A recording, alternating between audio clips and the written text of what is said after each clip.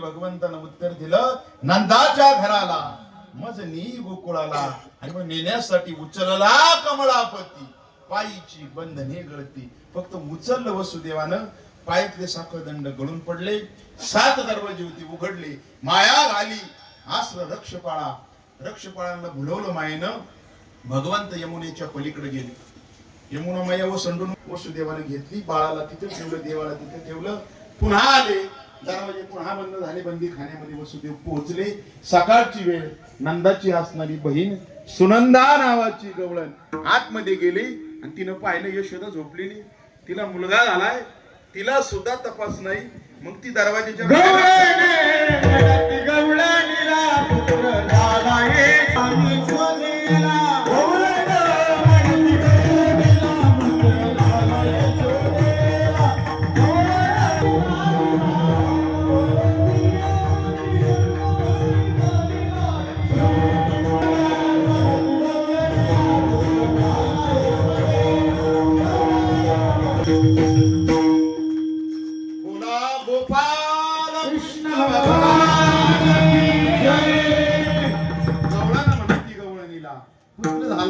आपण मागाशी गजर नाही केला, कारण तुकोबराय वर्णन करतात, कृष्ण गोकुळी जन्मला, कृष्ण कुठे जन्माला आलाय.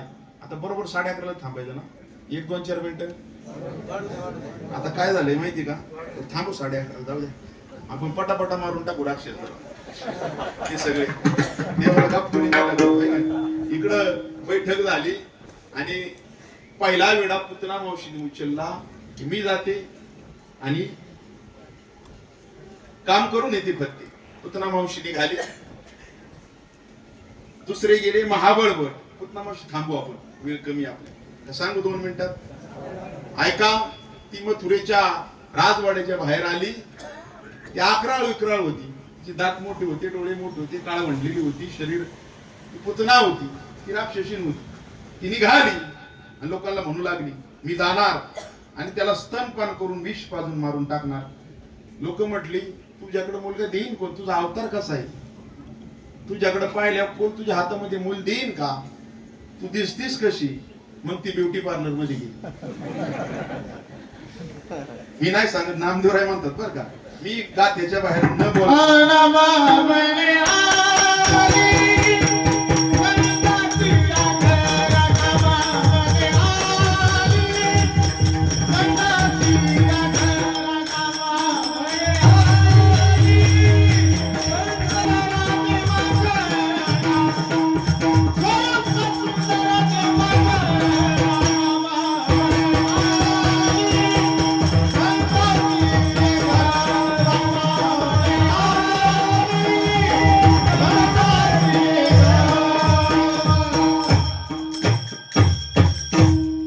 ब्युटी पार्लरला गेली. ऐका, तिथे गेल्यानंतर सुंदर अशा प्रकारे दरवाजात उभी राहिली. यशोदेला हाक मारली, यशोदे बाहेर ये, तुझ्या मामाच्या काकाच्या चुलत भावाच्या बहिणीच्या मामाची मी मुलगी आहे, मी तुझी दूरची बहीण आहे, तुला मुलगा झाला मला सांगितलं नाही, कळते का तुला.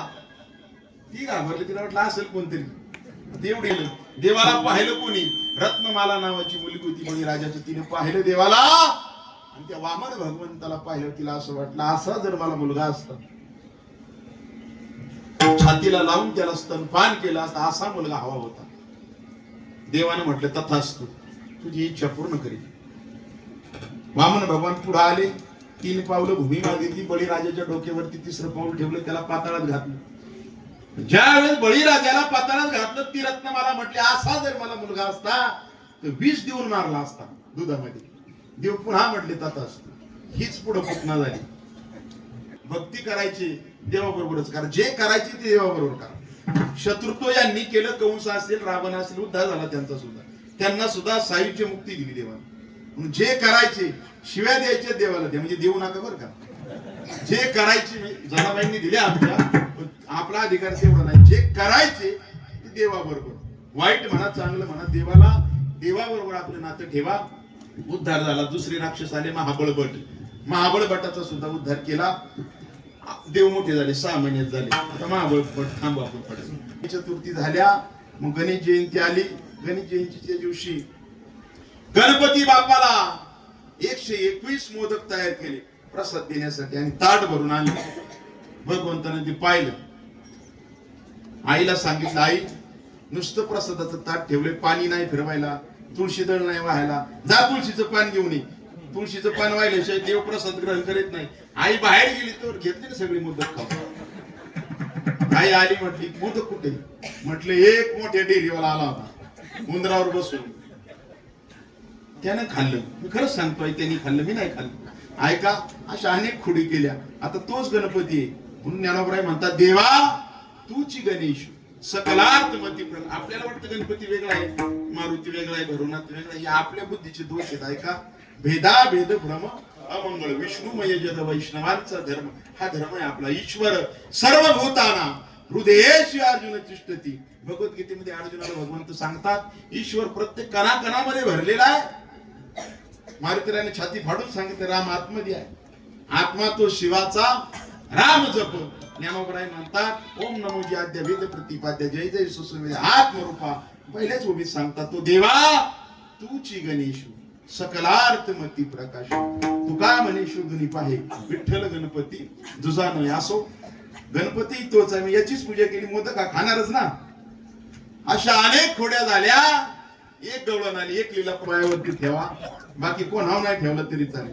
महाराजा सुद्धा ठेवणार, पण देवावरती भरोसा ठेवा. ऐका, पिंड्या कापून ती आला, म्हटले झाक डोळे, सोडवला त्याला, पण परत नादाला नाही लागला. ऐका, देवावरती आपण विश्वास ठेवावा. आता खोड्या वाढल्या, शाळेत वरती गेलं.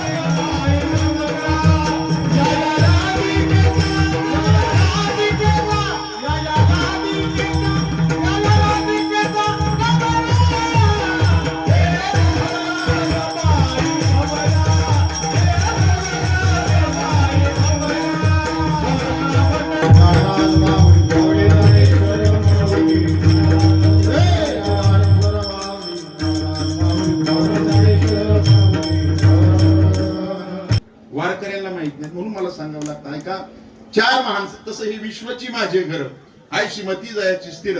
वारकरी संप्रदाय छोटा नाही, हे संपूर्ण विश्व आपलं घर आहे. हा मानणारा व्यापक विचार माऊलींनी दिलेला आहे. पण जिथं आपला जन्म होतो, ऐका, जिथं साधू संतांचा जन्म होतो तिथलं आपलं उत्तरदायित्व असतं. ज्या गावात आपण जन्माला आलो त्या ग्रामदैवतेचं ऋण असतं आपल्यावरती. ज्या कुळामध्ये जन्माला आलो त्या कुळदैवतेचं ऋण आपल्यावरती असतं. ते फेडावं लागतं मानवी जन्माला आल्यानंतर. ऋषींचं ऋण आहे आपल्यावरती. त्या न्यायानं या महाराष्ट्र भूमीमध्ये जन्माला आलेल्या संतांचं ऋण आहे आपल्यावरती. आणि या भूमीमध्ये 4 संतांचा जन्म झाला. त्या संतांच्या दृष्टीनं काय आपण जीवनामध्ये केलं ते ऋण फेडलं का नाही ही जबाबदारी आपल्यावरती आहे. म्हणून पवित्र ते कुळ, पावन तो देश, जेथे हरीचे दास जन्म घेते. जिथे जन्म होतो हरिदासांचा, संतांचा, ती भूमी पवित्र असते, पावन असते. ऐका, 4 संतांचा जन्म शिरूर तालुक्यामध्ये झाला. केंदूरचे असणारे कान्होराज महाराज, किती अधिकार मोठा. ज्ञानोबरायांना समाधी लागेना. गोरोबा काकाचं कीर्तन, सावता महाराजांचं कीर्तन, नामदेवरायाचं कीर्तन, पंढरीश परमात्मा उभे आहेत, आई रखुमाई समोर उभी आहे, तरी ज्ञानोबरायाला समाधी लागेल. त्यांनी निरोप दिला, केंदूर गावला जा. कान्होराज महाराज आमचे काका, त्यांना बोलून आणा, त्यांचं कीर्तन होईल, मग मला समाधी लागेल. कान्होराज महाराजांचं कीर्तन झालं आणि ज्ञानोबरायाला समाधी लागली. ऐका, लाखोची गर्दी भरते कार्तिकीला वारकऱ्यांची, पण आतमध्ये गाभाऱ्याच्या समोर विना मंडपामध्ये दरवाजे सताड उघडले जातात. ज्ञानोबरायांच्या समोर समाधीच्या शिरापतीचं कीर्तन 729 वर्ष झाले. दरवर्षी आपल्या शिरूर तालुक्यात भूमिपुत्राच्या आतमध्ये 10 ते 12 रात्री शिरापतीचं कीर्तन असतं. ते कीर्तन होतं, शिरापत वाटली जाते आणि मग कार्तिकीचा सोहळा प्राप्त होतो. ऐका, पूर्ण होतो. म्हणजे दरवर्षी कान्होराज महाराजांच्या परंपरेचे कीर्तन माऊलींच्या दरबारामध्ये होतं, तेव्हा कार्तिकीचा सोहळा पूर्ण होतो. ऐका, सामान्य होते का कान्होराज महाराज? दुसरे संत जन्माला आले रामलिंग या ठिकाणी, निमराज महाराज. काहींना माहित नसतील निमराज महाराज किती अधिकार मोठा आहे. पंढरपुरामध्ये कीर्तन केलं, 12 तास कीर्तन केलं निमराज महाराजांनी. सायंकाळी कीर्तन चालू झालं, सकाळी दिवस उगेपर्यंत खांद्यावरती देव उभे राहिले. काल्याचं कीर्तन होतं, खांद्यावरती पांडुरंग नाचू लागले. तेव्हापासून पंढरपूरला आषाढीची वारी भरते. पण काल्याचं कीर्तन निमराज महाराजांच्या परंपरेत म्हणजे ह्या तालुक्यातल्या मातीतल्या भूमिपुत्राचं झाल्याशिवाय पंढरपूरचा काला होत नाही. काल्याचं मुख्य कीर्तन इथलं होतं, ह्या मातीतलं होतं पंढरपूरला.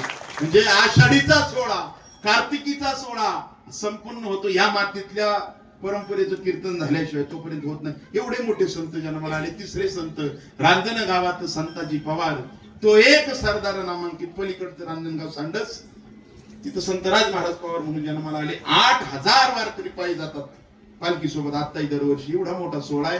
चौथे संत शेटे निळोबर आहे, ज्यांचा अभंग आपण चिंतनासाठी आज घेतला. रामलिंग या ठिकाणी जन्म झाला. 32 वर्ष आपल्या शिरूर तालुक्यात राहिले. प्रत्येक खेडोपाडी गावाला, आपल्या गावाला त्यांचं येणं झालं. का? त्या काळचे तहसीलदार ते होते. शेत सारा गोळा करण्यासाठी आपल्या गावोगावी ते आले. निळोबर आहे 32 वर्ष राहिले. 167 एकर जमीन होती. 5-25 वर्षापूर्वी सरपंच 10-15 एकराचा सातबारा निघत होता. इस्टेट एजंटनी ती पुढं फुकली. आम्हाला सापडणं आता 2च गुंठे निघतो ना, 2च गुंठ्याचा सातबारा आहे आता निळोबरांचा. 167 एकराहून लोकांनी सांगतात जमिनी सुद्धा लाटल्या आपल्या तालुक्यात, म्हणून ती तिकडे गेली पळून निळोबरा पिंपळनेरला. ऐका, त्यांना आपल्याला परत आणायचे. का? वारकरी संप्रदायाच्या संतांचा जिथे जन्म झाला. सामान्य होते का? तुकाराम तुकाराम नामाचा धावा 42 दिवस केला. देव आले, देवाला सांगितलं येथे तुझं लागी बोलवले कोणी. देवाला माघारी पाठवलं. पार किल्ल्या वाचून आलंस का? निळा म्हणे आम्ही न ओळखोची देवा, तुकयाचा धावा करीतची. आम्ही तुकाराम महाराजांचा धावा करतोय, तुम्हाला नाही बोलवलं आम्ही. देवाला सुद्धा ज्यांनी परतवून लागलं, तुकोबरायला 42 दिवस यावा लागलं वैकुंठ धामावून पुन्हा माघारी आशीर्वाद देण्यासाठी. संत पंचयतनामध्ये असलेले मुख्य संत म्हणजे ज्ञानोबर आहे, तुकोबर आहे, एकनाथ महाराज, नामदेव राय, 5वे संत निळोबर आहे. 5 वारकरी संप्रदायाचे मुख्य संत आहेत. वारकरी संप्रदायाच्या 5 संतात ज्यांचं स्थान आहे. आणि निळोबरा हे वारकरी संप्रदायाचे शेवटचे संत आहेत. त्यांच्या नंतरचा अभंग कीर्तनामध्ये घेण्याची परंपरा नाही.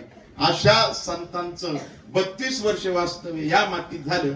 पण त्यांच्या खानाखोना जपण्यासाठी वारकरी संप्रदाय, येथील ग्रामस्थ, इथले पुढारी सर्वजण आपण कमी पडलो, निश्चित कमी पडलो. 351 वर्ष झाली निळोबराच्या जन्माला. त्यांचं कसल्याही प्रकारे काहीतरी वसा वारसा जपण्यासाठी आपण कमी पडलो. म्हणून गुरुवारी डॉक्टर नारायण महाराज जाधव, डॉक्टर बाबा, मोठी माऊली आदी करून महात्म्याने शांतीनाथ महाराज असतील, निळोबरांची वंशज, तुकोबरांची वंशज, एकनाथ महाराजांची वंशज आदी करून सर्व महात्मे मंडळींनी संपर्क केला. तुम्हाला काहीतरी करावं लागेल, आम्ही मदत करतो. महाराष्ट्रभरातून आपल्या मंदिरासाठी मदत येत आहे. मी का सांगतोय? त्या सर्वांनी आपल्याला पुढे केलं. शिलापूजन, शिलान्यास समारंभ, भूमिपूजन झालं. तुम्ही बरेच लोक त्या ठिकाणी होता. मंदिराचं कामही चालू आहे. अनेक लोकांनी सडळ हाताने मदतही केली. आपल्या गावातून लाखोची मदत झालेली आहे, त्याबद्दलही वाद नाही. पण तुम्ही सर्वजण, आपल्याच गावात मंदिर होतंय, आपलंच होतंय, तुमचा सर्वांचा हातभार त्या ठिकाणी असावा अशी विनंती मी सर्वांना करतो. आमच्या लहुनानांनी 1,51,000 दिले. आमच्या उत्तमराव भोसलेंनी 51,000 रुपये दिले. माझ्याकडे सकाळी आले दादा सर्जेराव भोसले, आले, म्हटले मी सुद्धा 50,000 रुपये देणार, एक पुस्तक द्या, मी 1-2-3 लाख रुपये गोळा करून आणतो कुठून तरी. ऐका, इतकं तुमचं प्रेम आमच्यावरती आहे. आमच्या कारकूट पाहुण्यांनी दिले, बाप्पांनी पैसे दिलेले आहेत. तुम्ही सर्वांनी त्या ठिकाणी मदत केलेलीच आहे. परंतु 8 ते 10 कोटीचं मोठं काम आहे. मी आग्रह कोणालाच करणार नाही. परंतु जर तुमची अंतःकरणातून इच्छा असेल तर या संत सेवेसाठी, संतांच्या ऋणातून उतराई होण्याची संधी भगवंतानं आपल्याला दिलेली आहे. त्यामध्ये हातभार तुम्ही निश्चित लावावा.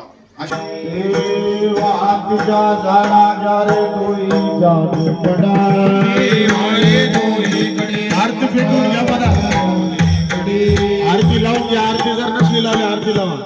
तुका म्हणे हाती ठोका खाली फडकत तुका म्हणे हाती ठोका हा तुम्ही वारे दोहीकडे मुख बसारून कडे कडे धरला कृष्ण म्हणी अवघा जनी प्रकाश देवा गुरिया ब्रह्मादिका उत्तम लोका दाखवू